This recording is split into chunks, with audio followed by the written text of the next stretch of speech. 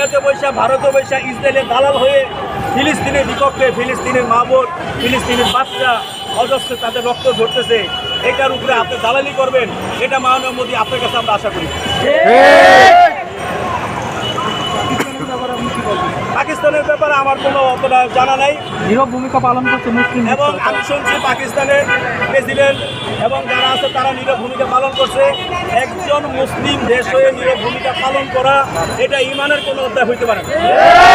কারণ মুসলমানের শরীরের মধ্যে পৃথিবীর যে প্রান্তে কোনো মুসলমানের শরীরে আঘাত লাগবে, সারা দিনের সমস্ত মুসলমান ওইখান থেকে শব্দ করে ওঠে দাবি।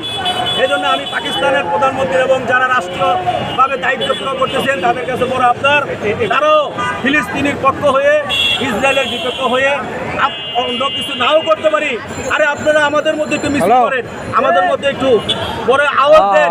আমি বড় আশ্চর্য লাগতেছে, আমি যখন শ্যামপুর থেকে পুস্তকালয় জুরাইন থেকে আসতেছি, এরকম হাইটে আসছি, দেখলাম যে এই মিছিলের মধ্যে সমস্ত যুবকরা আজকে রাস্তায় নামছে।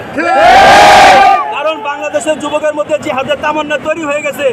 আপনারাও যখন পাকিস্তানের মধ্যে এরকম মিছিল করবেন আর এরকম যুবকদেরকে যখন তৈরি করবেন আর জিহাদের তামান্না তৈরি হবে, এক সময় দেখা যাবে যে আল্লাহ তাআলা চাইতো সারা দুনিয়ার এই হুঙ্কারের কারণে আল্লাহ চাইতো কবুল করবেন এবং এই সমস্যাকে আল্লাহ সমাধান করবেন।